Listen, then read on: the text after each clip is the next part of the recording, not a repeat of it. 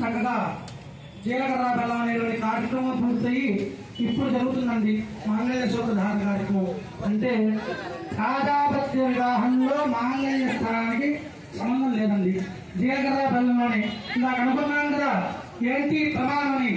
ఏంటంటే ఆ ప్రమాణం భర్త శిరస్సు మీద భార్య చెయ్య జీలకర్ర బెల్లంతో వేసి భార్య శిరస్సు మీద భర్త జీలకర్ర బెల్లం పెట్టి వాగ్దానం చేస్తారు. ఏంటో వాగ్దానం తెలుసా? ధర్మే చ అర్థే చ కామే చ మోక్షే చ నాపి చరామి అని భర్త భార్యకి చెబుతారండి. ఏంటో తెలుసా? ఇది ప్రతిరోజు ప్రమాణం చేసుకునేది కాదు, ప్రతిరోజుకోసారి పుట్టినరోజుకోసారి చెప్పుకునేది కాదు, నమ్మకాన్ని ఎక్కువగా చెప్పిన అసలు కాదు. జీవితాంతం గట్టి కాలేంత వరకు ఒకసారి చెప్పేది అది వివాహంలోనే. అందుకే జీలకర్ర బెల్లంకున్నంత స్థానం వివాహంలో ఎక్కడ ఉండదు. ఏంటి అంటే ధర్మంలో ఇక్కడ నుంచి నేను ధర్మస్థాపన చేస్తున్నాను, పుత్రుడికై విశ్వానికి మార్గదర్శకాన్ని నిల్చొని పెడతాను, కుటుంబాన్ని అభివృద్ధి చేస్తాను. పుత్రుడు లేకపోతే కుటుంబం ఎలా అభివృద్ధి అవుతుంది? అవ్వదు కదా. కాబట్టి కుటుంబాన్ని అభివృద్ధి చేసి ధర్మస్థాపన చేస్తున్నాను. అర్థేచ అనే అర్థం నిన్ను చూసుకొని నేను అర్థం చేసుకుంటూ నన్ను నువ్వు అర్థం చేసుకుంటూ మన ఇద్దరు ఆదర్శ దంపతులుగా ప్రతి ఒక్కరి మనసులో హృదయంలో ఉండాలి.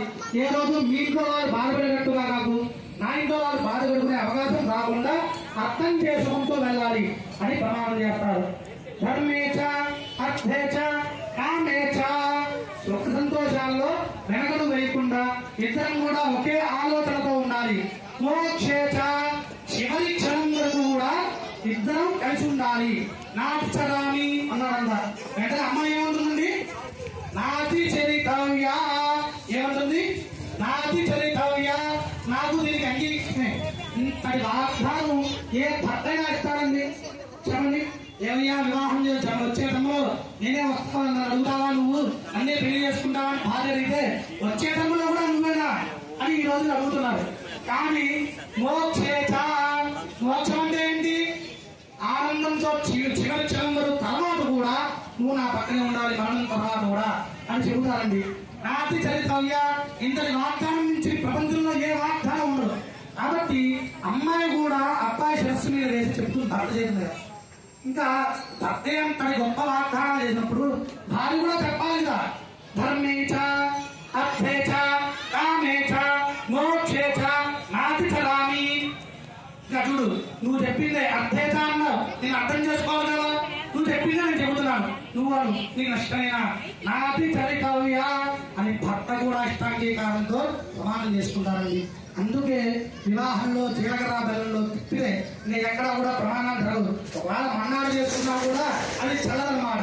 చక్కగా ఈ యొక్క ఇద్దరు కూడా స్వామివారు అమ్మవారు చూసే అవకాశం, అయ్యవారిని అమ్మవారు చూసే అవకాశం ఈ క్షణంలో వస్తుంది. చక్కగా ఇలాంటి అమ్మాయిన దూరవెళ్ళి తీసుకొచ్చింది. స్పందనలో ఆ యొక్క జనక మహారాజు యొక్క పుత్రిక ఇంత చక్కగా ఉందని వర్ణింపజేస్తూ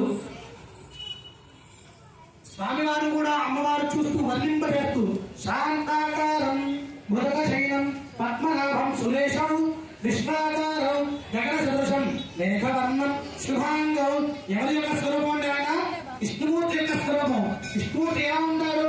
అలానే శ్రీరాముడు రాముడు కూడా అలానే ఉంటారు, శ్రీకృష్ణుడు కూడా అలానే ఉంటారు. అలాగా స్వామి అమ్మవారు కూడా చూసుకొని తదుపరి కార్యక్రమమే మాంగళ్య ధారణ. ఏంటి మాంగళ్య ధారణ? ఈ మాంగళ్య ధారణ బంగారులో చేసుకునే వాళ్ళు ఉంటారు, మాంగళ్యం పశువు కొమ్ముతో వివాహం చేసుకునే గాంధ వివాహాలు, ఆసు వివాహాలు కూడా జరుగుతున్నాయి. ఏంటి మాంగళ్య ధారణ అంటే దేవతల కార్యక్రమం మాంగళ్య ధారణ లేదండి. కానీ కలియుగంలో మాంగళ్య ధారణ చేస్తూ మంగళ దోషాలు ఏమైనా ఉంటే తొలగిపోవాలి అంతా కూడా మనం తెలుసుకుని మాంగళ్య ధారణ కార్యక్రమం చేసుకుంటాం. ఏంటి మాంగళ్య ధారణ అంటే అవత ముప్పై నెలలో ఉన్న అర్ధకర్ష బంగారం కన్నా నా నెలలో ఉండాలను, లేకపోతే నీ యొక్క బంగారం కన్నా నా యొక్క బంగారం అధికంగా ఉండాలను, అందరికీ తెలియ చూపించాలను. నాకు మాంగళ్య ధారణ అంటే కలియుగంలో మాంగళ్య ధారణ అంటే 2 పుస్తులు ఉంటాయండి. ఎన్ని పుస్తులు? 2. మొదటిగా వివాహంలో ఒకటే వేస్తారనుకోండి, క్షత్రియ బ్రాహ్మణ వైశ్య వర్ణాలకి 3 ఉంటాయి, 2 ఉంటాయి. ఏంటి 2 పుస్తులు అంటే ఒకటి ధర్మానికి ప్రతీకత, రెండోది దాంపత్యానికి ప్రతీకత. మరలా ఇంకో శాస్త్ర ప్రకారం వచ్చిన ఒకటి భర్త ఒకటి భార్య. ఉదయం మీద ఉండడం వలన కామాకర్షణ ఎవరైనా వివాహితులు కాకుండా, ఎవరైనా భర్త కాకుండా భార్యను చూసి దిష్టి పెడితే మాంగళ్యం తన్ని ఆ దిష్టి తన వరకు రానియకుండా మాంగళ్యం గుర్తు చేస్తూ భర్త ఉన్నంత వరకు మాంగళ్య రక్షణగా ఉంటుంది. ఆ మాంగళ్య రక్షణ ఉండాలంటే ఏంటి? బంగారం చూడని సేవ చేస్తే సరిపోతుందా? లేకపోతే ఎక్కువ బంగారం తీసుకొస్తే సరిపోతుందా? దానికి ఒక బలం కావాలి కదా. ఆ బలం ఏంటి? గౌరీ పూజ. ఏమండి? గౌరీ పూజ.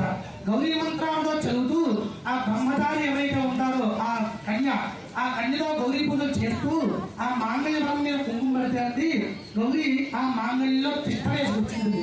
ఎప్పుడైతే స్త్రీ భార్య యొక్క పనిలో పడుతుందో గౌరీ స్వరూపంగా ఉండి నిత్య సౌభాగ్యతగా ఉండి ధర్మం ఆచరింపజేసే స్త్రీ అవకాశం వస్తుంది. స్త్రీ కూడా ధర్మం ఉంది, అది చెప్పుకున్న ఏంటో అది కూడా చక్కగా గౌరీ పూజ కూడా నోచుకోలేని వివాహాలు ఎన్నో జరుగుతుంది. కాబట్టి ఇక్కడ కూడా అలా తిరగకూడదు. కాబట్టి మాంగళ్య గౌరీ పూజ అనేది అమ్మవారు జరుగుతోంది. అందరూ కూడా నమస్కారం చేసుకొని ఎవరైతే మాంగళ్య గౌరీ పూజ నోచుకోలేని వాళ్ళు ఎవరైతే ఉంటారు దీన్ని చూస్తూ అమ్మవారిని స్మరణ చేసుకున్నది. మాంగళ్య గౌరీ దేవతాభ్యో నమః. ధ్యాయామి భద్రీలు ధ్యానోవర్తయామి ఆవాహయామి ఆదోవర్తయామి సమన్వయ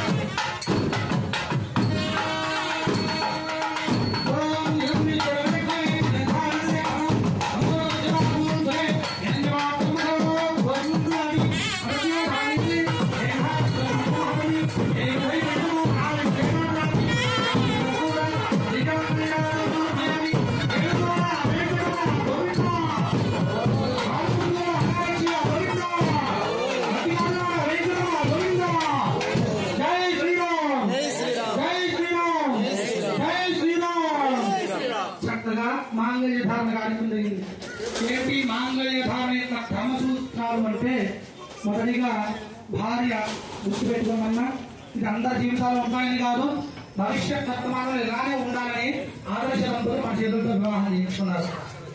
బ్రాహ్మీ కాలం ముందరే అంటే సూర్యోదయానికి ముందరే మెల్లో ఉన్న మంగళసూత్రం దర్శనం చేసుకొని, భర్త యొక్క పాదాన్ని దర్శనం చేసుకొని, భూమాని దర్శనం చేసుకొని కిందకి తర్వాత మామగారు అల్లుడు అత్తగారు మామయ్య గారు లేకముందే వాళ్ళకి శక్తి సోపేదాలు ఏదో టీయో కాఫీయో ఇచ్చి భర్తలైతే వస్త్రాలు స్థానాలు ఇవంతా ఆదరణ చేసి మధ్యాహ్నం ఆయన ఉద్యోగాలకు వ్యాపారాలకు వెళ్తే భోజనాలు తర్వాత అల్పాహారాలు ఇచ్చి ఆయన వచ్చేంత వరకు భోజనం చేయకుండా ఆయన వచ్చిన తర్వాత ఒక గంటల్లో భోజనం చేసిన తర్వాత అదే గంటల్లో భార్య తిని తర్వాత మధ్యాహ్న కాలం దాటి సాయంత్రం ఏ సంధ్యా సమయంలో రుచికరంగా భర్తకి ఏదైనా చేయిస్తూ తర్వాత పిల్లల్ని చూసుకుంటూ మరలా రాత్రి నిద్రపోయేంత వరకు భార్య మేల్కొని మరలా భర్త లేచక ముందే భార్య లేచి మాంగళ్యం చూసుకోవాలని దాని అర్థం.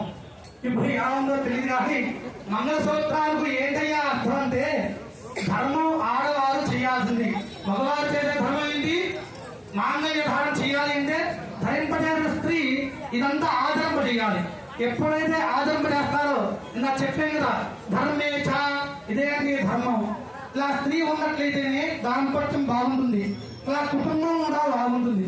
ఇలా పూర్వం మీరు తనలో చక్కగా వివాహం చేసినప్పుడు ఒకే ఇంట్లో 10 మంది కూడా బ్రతికే అవకాశాలు ఉన్నాయి.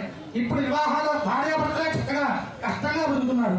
అలా కాకుండా ఎప్పుడైతే మాంగళ్యం చెప్పాం కదా, కలియుగంలో మాంగళ్యం మాత్రమే జరిగిన ద్వాపర త్రేతాయుగంలో చక్కగా వివాహ వ్యవస్థలో మాంగళ్యం లేదు. అలాగా ఈ మంగళసూత్రం కలియుగంలో స్త్రీ ఆచరింపజేయాల్సిన ధర్మం అనేసి గుర్తింపజేస్తుంది. అలాగే ఈ మధ్య కొంతమంది మంగళసూత్రం పైన వేసి 10 మందికి చూశారు. అలా మంగళసూత్రం ఎవరి కంటికి కనబడకూడదండి.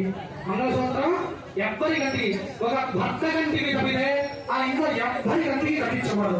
అలా కనిపించినట్లయితే భర్త ఆయుష్ని తగ్గిస్తూ వస్తుంది. గుర్తుపెట్టుకోండి, భర్త యొక్క ఆయుష్ని తగ్గిస్తూ వస్తుంది. అలా చక్కగా అమ్మవారి యొక్క కలియుగంలో మనం వివాహం చేస్తున్నాం కాబట్టి అమ్మవారు కూడా మాంగళ్య ధారణ చేసుకున్నారు. తదుపరి కార్యక్రమం ఇంకా ఏంటండి, ఆర్ష వివాహ సాంప్రదాయాలు ఇంకా పూర్ణంత కార్యక్రమాలు ఉన్నాయి. చేసుకోవాలని చెప్పితే, కోరుకుందాలని చెప్పితే ఎన్నో కార్యక్రమాలు దాగి ఉన్నాయి. తదుపరి తలంబ్రాల కార్యక్రమం. ఏంటి తలంబ్రాలు? ఏంటండి తలంబ్రాలు అంటే? గిత్త మసూరా బియ్యమా? తలంబ్రాలు అంటే గిత్త మసూరా బియ్యమా, తర్వాత మసూరా బియ్యమా, లేదా ధనికులు బాగా ఇష్టపడి మూడు ఎక్కువ డబ్బు ఖర్చు పెట్టే బియ్యమా? కాదండి. తలంబ్రాల బియ్యం అంటే నానబెట్టి ఆరబెట్టి విరగకుండా పురుగు లాటకుండా దుమ్ము తోలి లాటకుండా ఇద్దరి మధ్య చేసుకుని ఒకరి శిరస్సు మీద ఒకరు పోసుకునేది. ఎప్పుడైతే శిరస్సు మీద పడి కింద పడుతుందో భార్య వేసిన తలంబ్రాలు, భక్తి తలంబ్రాలు ఇది నేను వేసాను గుర్తు పెట్టడం కష్టం. అలా జీవితంలో ఎలాగైతే తలంబ్రాలు భూమి మీద కలిసిపోయిందో ఈ భూమి మీద ఉన్నంత వరకు కూడా ఇతర హృదయాలు కలిసిపోవాలనేటువంటి యొక్క కేవలం విశిష్టత కోసమే తలంబ్రాలు. ఈ రోజు తలంబ్రాలు అంటే విరిగిపోయి చెరిగిపోయి పురుగులు పెట్టేసి ఈ రకంగా తలంబ్రాలు జరుగుతుంది. కానీ స్వామి అమ్మవారికి చక్కగా మనం తలంబ్రాలు ముఖ్యాల తలంబ్రాలతో మనం చక్కగా ఈ యొక్క స్వామివారి తలంబ్రాల కార్యక్రమం చేస్తున్నాం. అందరూ కూడా నమస్కారం చేసుకోండి. భగంత్రులు తలంబ్రాలు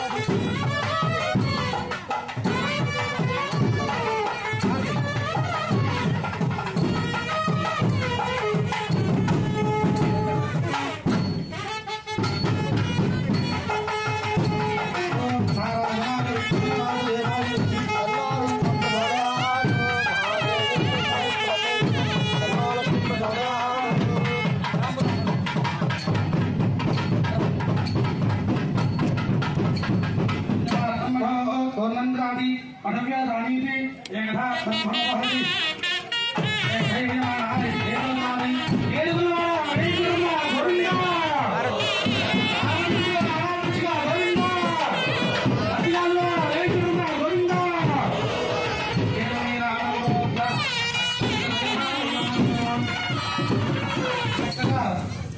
ఈ యొక్క తలంబ్రాలు కార్యక్రమం పూర్తయింది. తలంబ్రాలని కమిటీ వారు దేవస్థాన అర్చకుల వారి ద్వారా మీరందరూ కూడా పొందొచ్చు. ఈ తలంబ్రాలు శిరస్సు మీద వేసుకోండి. వివాహం కాని వారు ఈ తలంబ్రాలు వేసుకోవడం కూడా వివాహం శీఘ్రంగా అయ్యే అవకాశాలు, దాంపత్యం సరిగా లేకపోతే దాంపత్య అవకాశం, అలాగే సంపూర్ణ ఆరోగ్యం కావాలన్నా ఈ తలంబ్రాలు చక్కగా ఇచ్చే అవకాశం వస్తుంది. ఈ తలంబ్రాలు యాజమాన్యం వారి ఆధ్వర్యంలో చేసుకోవచ్చు. తదుపరి కార్యక్రమం మాల మార్పిడి కార్యక్రమం. ఏ కార్యక్రమం? మాల మార్పిడి. ఇక్కడ ఉభయకర్తలే. ఇటు స్వామివారు కాకలకారిని గాంధర్వులు తీరుస్తారంటారు. ఎవరు? గాంధర్వులు. ఇప్పుడు గాంధర్వులు ఎవరండి? మీరే. ఎవరు కాదు. భగవత్ కార్యం గాంధర్వులు తీర్చడం కోసం మనల్ని కన్నా భగవంతుణ్ణి మనం కంటున్నట్టు భావన చేసి కార్యక్రమం చేయించడం మీరే. రాముల వారి తరఫున తండ్రులు మీరే, ఉభయులు మీరే, అమ్మవారి తరఫున మీరే. కాబట్టి మీ ఇద్దరితోనే మాల మార్పిడి కార్యక్రమం జరుగుతుంది. అది ఎలా అంటే రాములు చేసి చూపిస్తారు. ఆరంగ పద్ధతిలోనే చేయాలి. మరలా వివాహంలో ఇంతటి అద్భుతమైన ఘట్టాన్ని మనం చేస్తామన్నది అసంభవం. ఇప్పుడు సమయం రామచంద్రుల వారు మనకిచ్చినటువంటి సువర్ణ అవకాశం. ఈ అవకాశంలో భావనగా తీసుకుంటూ చక్కగా ఈ కార్యక్రమం చేసుకోండి. ఏంటి మాల మార్పిడి విశిష్టత అంటే చూడండి, చక్కగా సీతాశ్రీ రామచంద్ర వారు ఎంత అలంకారంతో కోరుతూ ఉన్నారు. తిరిగి రేపు ఈ అలంకారం ఎలా ఉంటుందనేది ఏం నమ్మకం ఉండదు కదా. వికసించే పువ్వు మనసు కూడా వికసిస్తూ జీవితాంతం ఈ మాలైన సాయంత్రం అయ్యేసరికి మొత్తం కూడా చిన్నాభిన్నం అయిపోతుంది. కానీ మన జీవితం ఇలా పువ్వులా వికసించాలి, దాంపత్యం ఇలా పుష్పంలా వికసించాలి అనేటువంటి యొక్క అభిప్రాయంతోనే మాల మార్పిడి. అమ్మాయి నెలలో ఉన్న మాల అబ్బాయి నెలలో, అబ్బాయి నెలలో ఉన్న మాల అమ్మాయి నెలలో వేసుకుని 3 సార్లు మార్పిస్తారు. అలాగా సీతారామ రామభద్ర వారు కూడా మాల మార్పిడి కార్యక్రమం చేస్తున్నాం. అందరూ కూడా చక్కగా ప్రోత్సహించండి ఈ ఉభయకర్తలందరినీ.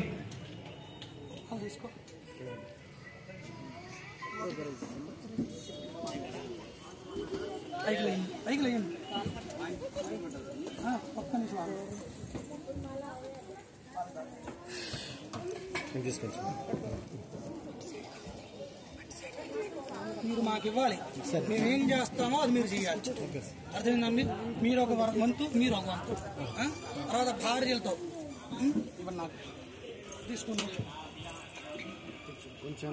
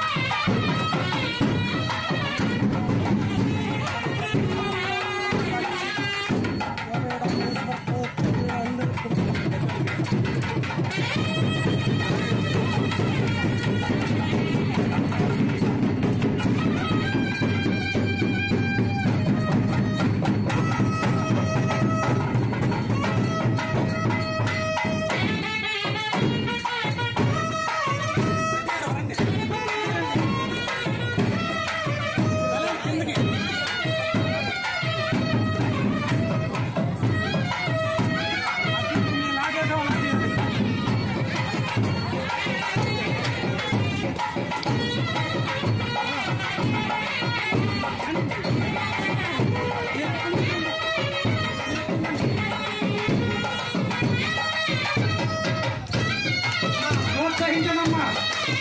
చక్కగా సీతారాములు రథంలో ఇలా చేసుకుంటూ వస్తారు.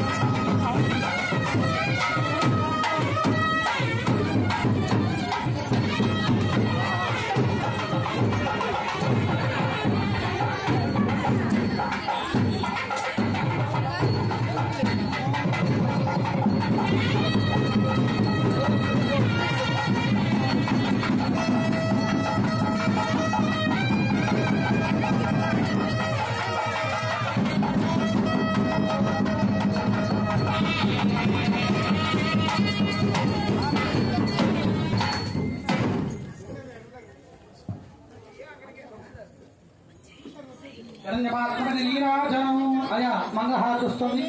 ఆరతి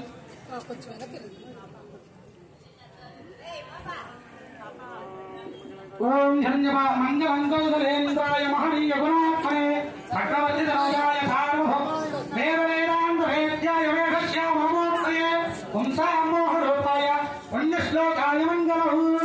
ఎడలోడా వేంకటరమణ గోవింద, ఆవముక్కులోడా అనారక్షిగా గోవింద, అట్టిగాలోడా వేంకటరమణ గోవింద. జై శ్రీ సీతారామ రామభద్ర స్వామి వారికి, జై శ్రీ సీతారామ రామభద్ర స్వామి వారికి, జై శ్రీ సీతారామ రామభద్ర స్వామి వారికి. కూర్చున్నాం అందరూ కూడా. ఆగ్రహణ యొక్క ఆలమార్పిడి కార్యక్రమం తర్వాత బ్రహ్మముడి ఉంది. ఏంటి బ్రహ్మముడి? ఈ బ్రహ్మముడిలో ఉండేటువంటి గొప్పది ఇస్తుంది చూడండి. బ్రహ్మ తలరాత రాస్తా అంటారు. ఆ తలరాతలోనే ఏ భార్యలో ఉండాలి, ఏ కుటుంబానికి వారసుడుగా వెళ్ళాలి, ఏ కుటుంబానికి అల్లుడుగా వెళ్ళాలి అని భార్యలోనే బ్రహ్మరాత రాస్తాడు. బ్రహ్మరాత ఎంత గొప్పదో వారి యొక్క బ్రహ్మముడి కూడా అంతే బలంగా ఉండాలని బ్రహ్మ యొక్క మంత్రాలు చెబుతూ 3 ముళ్ళుగా వేస్తానండి. బ్రహ్మరాత ఎంత గొప్పదో ఆ ముడి బాంధవ్యం కూడా అంతే గొప్పగా చివరి క్షణం వరకు కూడా ముడి బాంధవ్యం అలానే ఉండాలని బ్రహ్మముడి స్వామి అమ్మవారిని కడతారండి. ఆ బ్రహ్మముడి కార్యక్రమం జరుగుతోంది. అందరూ నమస్కారం చేసుకోండి. బ్రహ్మముడికి మీకు తోచిన దక్షిణ మీ ఇద్దరు తరపున మీరు కూడా బాగా తీసుకోండి.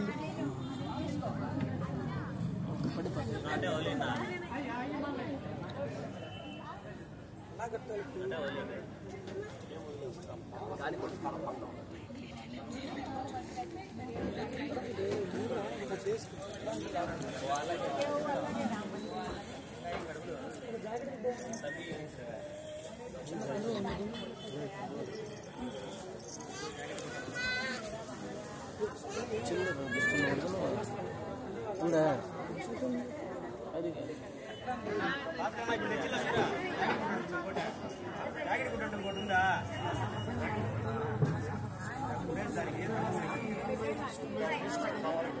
ఇవ్వండి సార్.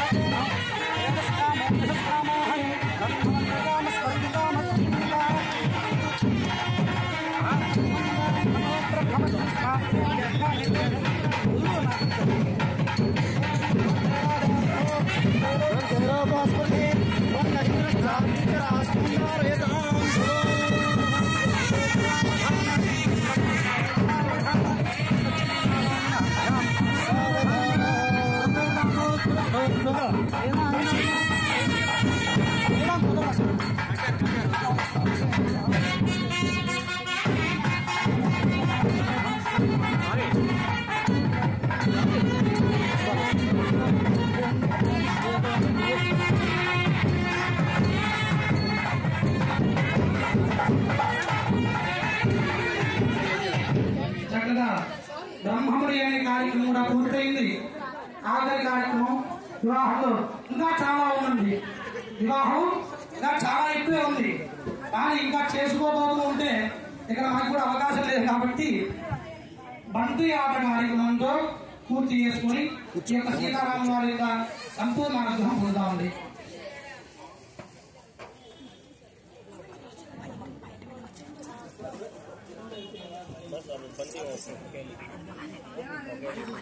అయ్యా ఈ బంతి కింద పడకుండా ఇష్టంగా కట్టాం. మరలా బంతి ఇక్కడికి వచ్చి చేర్చే అవకాశం మీరు అందరూ చూడండి, భక్తులందరూ కూడా. ఎవరైనా కూర్చొని వేయండి. స్వామి అమ్మవారిని అడుగులు చేయాలి. మీరు అలా చేస్తున్నట్లే ఖచ్చితంగా అవుతుంది కార్యక్రమం. అలాగే ధ్రువం దేవో ధ్రువం దేవో హరి ధ్రువం నరేంద్రం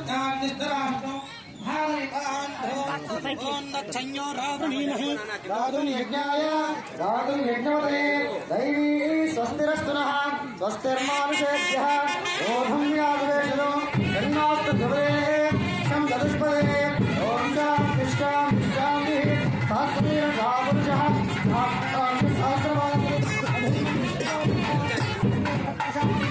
పురుష ఏవేదం సర్వం యజ్జూతం యచ్చభవ్యం ఇదాని తత్వశేషానః ఇదన్యేన విరోహతే ఏతావానస్య మహిమా అదాచ్యాయాశ్చతోర్జా నాలోకస్య విశ్వభూతాని త్రిమాయస్యామృంద్రే త్రిమాలోకో వైద్యజా మహాలోక సేహావాగ్నః తదా విష్ణున్యత్రామత సాషడానుషమే అవిం తస్మాద్విరాజాయత విరాజోధిపురుషः సదాతో అభ్యర్చత పశ్చాద్గుల్మగోపురः యత్పురుషేణ హర్షः దేవాయజ్ఞమతన్నత ఇస్రాయేల్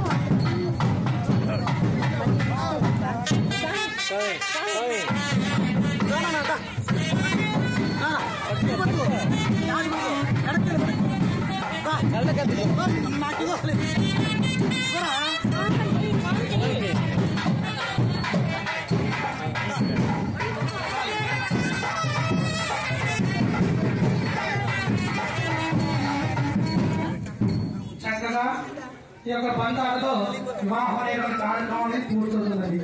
ఆచరణ కార్యక్రమం ఏంటో తెలుసా? వివాహం అయిపోయే చివరి కార్యక్రమం ఏంటండి? ఇది ఖచ్చితంగా అందరూ తెలుసుకోవాలి. ఈ ఒక్కటి కూడా, ఎందుకంటే శ్రీరాములు ఈ జన్మకి ఈ సమయంలో నాకు కళ్యాణం చేసే అవకాశాన్ని మహత్భాగ్యం నాకు ఇచ్చారు కాబట్టి రాముడు చెప్పే ధర్మసూత్రాలు ఆఖరి సూత్రంగా చెప్పేసి ఇందులో కార్యక్రమం నిర్మించుకున్నాను. భావి తరాల్లో ఈ కథ అందరికీ తెలియాలనే ఆకాశంతో ఏంటి కార్యక్రమం అంటే చివరగా ఏముందండి కార్యక్రమం? అరుంధతి. ఏంటండి? అరుంధతి. అరుంధతిలో వివాహం సంపూర్ణంగా అవుతుంది. ఎవరు ఆవిడ? అరుంధతి అంటే ఎవరండి? దేవత కాదు. ఎవరు అరుంధతి అంటే మతంగ కన్య పుత్రికండి. ఎవరు? మతంగ కన్య. ఆవిడ ఏమంటాం? మాతమ్మ వాళ్ళు. మాతమ్మ వాళ్ళ తండ్రి ఎవరు? జాంబవంతుడు. శ్రీకృష్ణుడు సత్యభావం ఇచ్చారు శ్రీకృష్ణుడికి. చూడండి, ఆ జాంబవంతుడు ఎవరు? మాదిరి వస్తుందండి. చూశారు, వారిని కూడా మనం దేవతా స్వరూపంగా భావన చేసుకుంటున్నాం. అరుంధతి మాదిగ వంశానికి అధిపతి, మతమ్మ యొక్క పుత్రిక. ఆమెను తలుచుకోవడం మహద్భాగ్యం. ఎందుకోసం అంటే బ్రాహ్మణ, క్షత్రియ, వైశ్య వర్ణాలు భూ ప్రపంచంలో ఏ వర్ణాలైనా హిందూ సాంప్రదాయంగా వివాహం చేసుకోవాలి అంటే ఆచరణ అరుంధతి దర్శనంతో ముగిస్తుంది. ఎందువల్ల అంటే నాకు చెప్పుకున్నాం మా రెడ్డి గారితో మేమంతా, ఈ జన్మకి వచ్చే జన్మ కూడా నువ్వే నా భర్త అంటే భర్త నానంద. ఓ నాయన, ఈ జన్మకే నువ్వు చాలనుకుంటే వచ్చే జన్మలో కూడా నేను నీకేనా అని పరిహాసం చేశారంట. అలాగా ఈ రోజు అరుంధతిని చూపిస్తే వాడు అరుంధతిని చూడడం ఆయన అంటే వాడు చేసిన 6 లక్షల కనబడుతోంది. అరుంధతి అంటే కూడా ఎవరికి ఏం తెలియట్లేదు. చూడడం ఆయన నక్షత్రం అదే అంటే అరుంధతి ఎక్కడున్నా వెతుక్కుంటున్నాడు మన పెళ్లి కొడుకు. ఆ దుస్థితి యొక్క సాంప్రదాయంలో మనం ఉన్నాం. అరుంధతి అంటే ఈ ఒక చిన్న కథతో మనం సంపూర్ణం చేసుకున్నాం. ఎందుకంటే అందరికీ తెలియాలి ఈ విషయం. బ్రహ్మలోకంలో సరస్వతీదేవి బ్రహ్మ కూడా కొంత సమయం చాలా విశ్రాంతి తీసుకున్న సమయంలో అంతర్ధానంలో ఉండి భావితరాల భవిష్యత్ కోసం ఒక వర్తమానం తీసుకొచ్చింది. ఏంటి ఆ వర్తమానం అంటే సుందరమైన కలియుగంలో మదన్మోహం అంటే మోహించేది అవకాశం ఉంది. భార్య భర్త పిల్లలతో సుఖంతో శాతం ఉండాలని మదనుని సృష్టింపజేశారు. ఎవరిని? మదనుని. తర్వాత ఆ సమయంలోనే అతిరూపమైనటువంటి సుందరమైనటువంటి కన్యని సృష్టింపజేశారు. ఆ కన్య పేరే సంధ్య. ఏం పేరండి? సంధ్య. ఆ సంధ్య అలాగే మదనునికి కొన్ని బాణాలు ఇచ్చారు. 5 బాణాలు. కామాకర్షణ, తర్వాత బుద్ధ్యాకర్షణ, తర్వాత వృక్షాకర్షణ, 5 హస్తాలు ఇచ్చాడు. ఏమయ్యా, ఈ 5 హస్తాలు భూలోకంలో రాబోయే రోజుల్లో సంతానం లేకుండా ఇబ్బందిగా ఉంటాడు. ఆ హస్తాలు వాటి ఉపయోగించి సంతానం కురిగించే అవకాశం ఇవ్వండి అంటే ఆయన ఏం చేశాడు? ఎవడు? మదనుడు. ఈ హస్తాలు పనిచేయడం అని బ్రహ్మకి, సరస్వతికి, బ్రహ్మలోకం అందరి మీద వదిలేడు. ఎవరు వదిలేడు? మదనుడు. అలా వదిలిన తర్వాత అందరూ కూడా వ్యామోహం వచ్చిపోయి అక్కడ ఏం చేయాలో అర్థం కాక సరస్వతి హంస ఎక్కి మారిపోయారు. అదేంట్రా బాబు, మీరు సృష్టిస్తే మీరు అందరి మీద బాణాలు వదిలేడు, నేను ఇక్కడ ఉండకూడదని వెళ్ళిపోయింది. అక్కడ ఒక స్త్రీ, ఆ స్త్రీ పేరు సంధ్య. సంధ్య ఒక్కడే మిగిలిపోయిందండి. ఎవరు మిగిలిపోయారు? సంధ్య ఒక్కడే.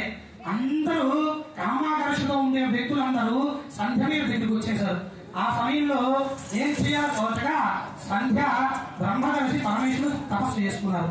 పరమేశ్వరుడు ప్రత్యక్షమయ్యి ఇలా వచ్చేస్తున్నారు, దీనికి ఏమైనా అవకాశం ఉంటే చూడండి అంటే సంధ్యని ఈ రోజు నాకు కంచె దూరంగా పంపిస్తున్నామని సంధ్యని తీసుకుని దూరంగా వెళ్ళిపోయాడు. తర్వాత మదనుడు బాణాలు వేసేందుకు బ్రహ్మకు కోపం వచ్చి, ఓ మదన, నేను నిన్ను సృష్టిస్తే నువ్వు నా మీద బాణాలు వేస్తావా?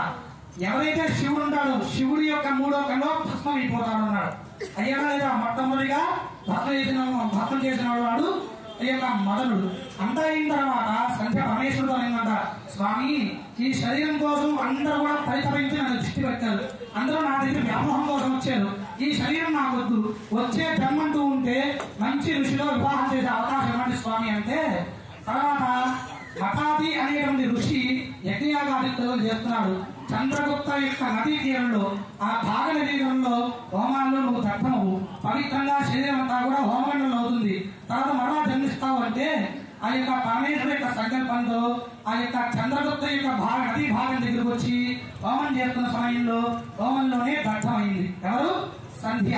దగ్ధమైన కొన్ని సంవత్సరాలకి పరమేశ్వరు యొక్క తపస్సు మేరకు ఆ యొక్క మాడాన అనేటువంటి యొక్క ఋషి పుట్టిందే సంధ్య. అప్పుడు ఆ పేరేం పేరు పెట్టారు సార్? అరుంధతి. ఏం పేరండి? అరుంధతి. ఇంతటి జన్మలో సంధ్య అయితే తర్వాత జన్మలో అరుంధతి. అరుహు అంటే ఆ యొక్క వేడి నుంచి ఉద్భవించిందని, హోమగుండం నుంచి పుట్టిందని. దతిహి అంటే బంగారం అనేటువంటి సువర్ణావకాశంతో జన్మని చరితార్థం చేసుకున్నది. అందుకే ఆవిడ పేరు అరుంధతి అని. జన్మవృత్తాంతమైన కొన్ని సంవత్సరాలకి పరమేశ్వరుడు తపస్సు చేసుకున్నదా ఇష్టమైనటువంటి ఋషిలో వివాహం చేయాలని ఆ ఋషి వశిష్ఠుడు అయ్యాడు. ఎవరయ్యారు? వశిష్ఠుడు. ఎందుకు సప్తఋషిలో వశిష్ఠుడినే పొందాలి అంటే, అందరూ హోమం చేసుకుంటే ఆ యొక్క అరుంధతి దగ్గరికి వస్తుంటే ఆ హోమం చుట్టూరు ఉండేటువంటి 6 ఋషులు, సప్తఋషులు కాదు, 6 వశిష్ఠుని మినహాయించి 6 ఋషులు కూడా ఆ యొక్క అరుంధతి మీద వ్యామోహం చేయాలనుకుంటారు. ఎంత చేసినా కూడా అరుంధతి తెలిసిపోయి ఒక వశిష్ఠుడు మాత్రం పరస్త్రీ వ్యామోహం చూడదు. అటువంటి యొక్క ఋషితోనే నేను భర్తగా పొందాలని భర్తగా సంపాదించుకుంది. తరతరాలుగా అదే వంశంలో ఉద్భవించి తర్వాత అరుంధతిగా పేరు చేసుకుని ఆరంజ్యోతిగా, సంధిగా, ప్రసంధిగా అలాగా పేరు నామధేయం చేసుకుని పరమేశ్వరుడు సంతృష్టి. నీ కథ వృత్తాంతం భావితర భవిష్యత్ అందరికీ తెలియాలని నీకు నక్షత్రాలు ఇస్తున్నాను. ఆ నక్షత్రం ఎక్కడ కాదన్నా ఉత్తరం వైపు జల్లు షేపులో ఇప్పటికీ కనబడుతుంది. 7 నక్షత్రాలు సప్తర్షి నక్షత్రాలు. కానీ 7 నక్షత్రాలు 6 నక్షత్రాల భార్య ఎక్కడ ఉండదు. అలా ఉన్నట్టయితే వశిష్ఠుడు పక్కన 7వ నక్షత్రంగా ఉంటుంది. చూసారు? అంతకన్నా జన్మ వృత్తాంతం ఎలా ఉంది? 6 ఋషి భార్యలు లేకుండా 7వ ఋషి వశిష్ఠుడు పక్కనే ఉంటుంది. చూశారు? ఆ నక్షత్రాన్ని చూడడం వల్ల 7 జన్మల పాటు పరస్త్రీ వ్యామోహం చేసుకోకుండా వశిష్ఠుడు, పరపురుషుల వ్యామోహం చూసుకోకుండా అరుంధతి ఉన్నారని, ఇలానే జీవితాంతం 7 జన్మలు కాగా నీవు మరో జన్మలున్న ఈ భార్యలో కలిసి ఉండాలని అరుంధతి వృత్తాంతాన్ని బ్రాహ్మణులు చూపిస్తారు. దీనికోసం అరుంధతి వృత్తాంతం తెలుసుకోని భార్యాభర్తలకి బ్రాహ్మణులు చూస్తారు. ఆ అరుంధతి మతంగన్య కుమార్తె. ఆ మతంగన్య మాదిగులకి ఇవ్వడాన్ని, మాదిగుల యొక్క వంశానికి అభివృద్ధి చెందించిన వాడు దేవదేవుడు జాంబవంతుడు. ఆ జాంబవంతుడి యొక్క కుమార్తె ఆ జన్మలో ఎవరండి? రుక్మిణి, సత్యభామ. చూశారు? వర్ణాలు అంటే గొప్పదానండి. ఈ రోజు కూడా వర్ణాలు చూసుకోకుండా ఆ దేవతను ఆరాధన చేయడం గొప్ప. బ్రాహ్మణైనా, క్షత్రియుడైనా, వైశ్యుడైనా ఎవరైనా సరే అరుంధతిని చూసే వివాహం పూర్తి చేయాలి. అలాగా వచ్చేదైతే ఇంకో 4 రోజుల్లో ముహూర్తాలు అయిపోతుంది. వచ్చే ఆగస్టు 8 వరకు ముహూర్తాలు లేవు. వివాహం చేసుకునే వాళ్ళు సీతారాముల యొక్క వివాహం ఎలాగైతే చేశారో వాళ్ళ కోసం మనం చేయలేదండి. వాళ్ళలా మనం బతకడం కోసం మనం చేసాం. వాళ్ళు ఎలా చేసుకున్నారో అలా చూసాం. చూడండి, శ్రీరాముల వారు సీతకి 12 సంవత్సరాలు దూరంగా ఉన్నారు. కొంతకాలం కలిసిన తర్వాత రావణ యుద్ధం జరిగిన తర్వాత సీత మళ్ళా 12 సంవత్సరాలు దూరంగా ఉన్నారు. 24 సంవత్సరాలు ఉన్న చక్రవర్తి 2వ భార్య చేసుకునే అవకాశం లేదా? ఇంకో పెళ్లి చేసుకునే అవకాశం లేదా? సీతకి ఇంకో ముగ్గురు చేసుకునే అవకాశం లేదా? కానీ వివాహంలో చక్కగా సాంప్రదాయాలతో చేసుకున్నారు కాబట్టి జీవితాంతం చిరస్థాయిగా ఉంది. కొన్ని 100 సంవత్సరాల తర్వాత కూడా వాళ్ళని ఆదర్శవంతులుగా చేసుకున్నాం. సాంగాలు లేకుండా, ఆ సాయుధాలు లేకుండా వివాహానికి రారా అంటే ముందు రోజున ఈ యొక్క పార్టీలో కలిసిపోయి వివాహానికి గంట ముందు వచ్చి పెళ్లి బట్టలు వేసుకునేసి వివాహం చేసుకోవాలని అంటే నిద్రలో తూగుతూ పడుకోకుండా తాళి కట్టేస్తామా అయిపోతుంది పెళ్లి అనేటువంటి ఆలోచనతో ఉండు. తాళి కట్టేస్తే చక్కగా అయిపోతుంది పెళ్లి అనేటువంటి సగం ఫోటోతో అయిపోతుంది పెళ్లి. చక్కగా మంత్రానికి అవకాశం, మంగళవాద్యాలు వినే అవకాశం ఏమీ రాకుండా నా సాంగం ఇది స్వామి, నా సాంగం ఇది స్వామి, నాకు అలా లేదు, మా అమ్మాయి కుడివైపే ఉంది, నాకు ఆ తాళి కొట్టలేదు, పసుపుమే ఉంది అని దిక్కుమాలిన సాంప్రదాయాలతో వివాహం చేసుకోకుండా ఇలా వివాహం చేసుకుంటే ఇలా దాంతో చిరస్థాయిగా ఉంటారు. చూడండి ఎంత పెద్ద వయస్సు. ఇలా కాకుండా ఉన్నట్లయితే సంవత్సరాలు కోటి లెక్కెత్తారు. సగం చేసుకుంటే సగం జీవితమే. పూర్తిగా చేసుకుంటే ఇలా పెద్దవాళ్ళ అందరికీ ఆదర్శవంతులుగా ఉంది, అందరిని అభినందిస్తారు. ఇంకో విషయం, ఈ సంవత్సరం మరుపరాని సంవత్సరం. ఏంటి అంటే అయోధ్యలో రాముల వారు ప్రతిష్టంప చేసుకొని అందరినీ కొన్ని వందల సంవత్సరం తర్వాత అందరూ అనుగ్రహింపజేసే అవకాశం వచ్చింది. ఇదే సంవత్సరం మన యొక్క బజార్ వీధిలో సీతారాముల కళ్యాణం అత్యద్భుతంగా చేసుకున్నారు. అందరూ ఆనందించారండి, ఆనందించారు భయకర్తలు. మీరు ఆనందిస్తే మీరు ఆనందించినట్టే. జై శ్రీరామ్, జై శ్రీరామ్, జై శ్రీరామ్, జై శ్రీరామ్, జై శ్రీరామ్, జై శ్రీరామ్. మంగళం కౌశలేంద్రాయ మహనీయ గుణాత్మనే చక్రవర్తి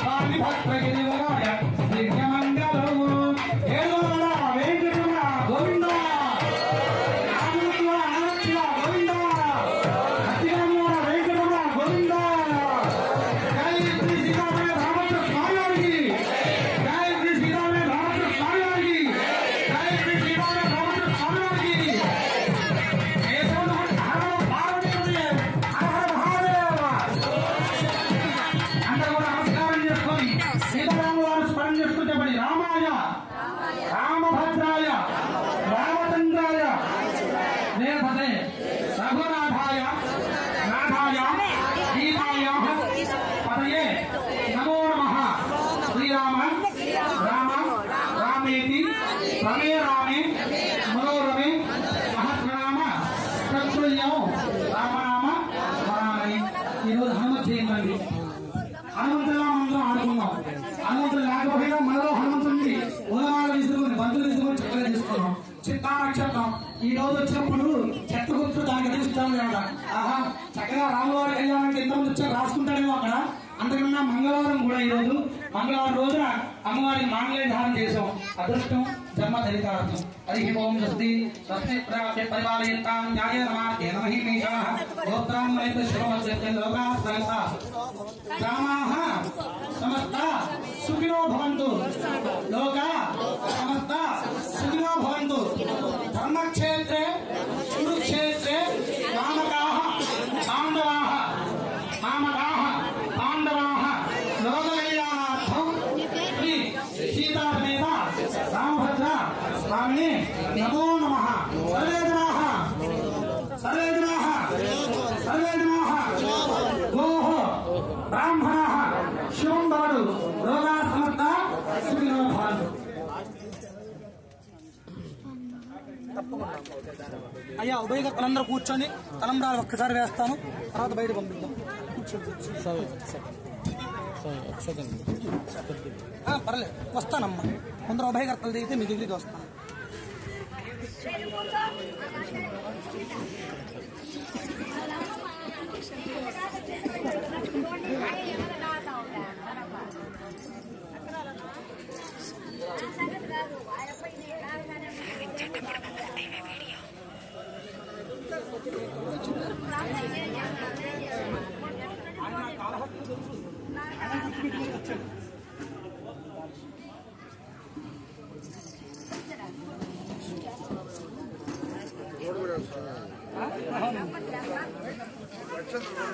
వస్తాను సార్, వస్తాను. మీకు పెట్టి నేను వెళ్తాను.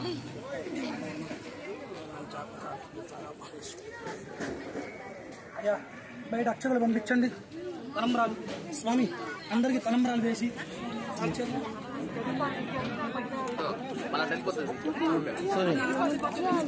కొద్దిగా పెట్టి కొద్దిగా పెట్టి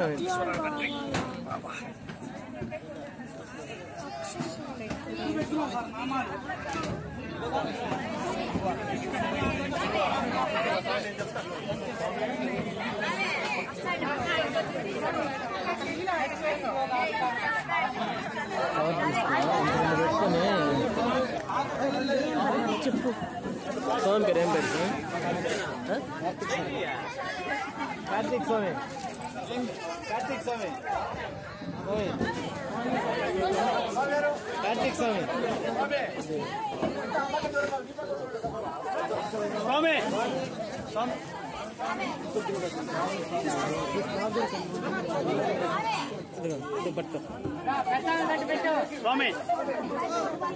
కార్తీక్ స్వామి.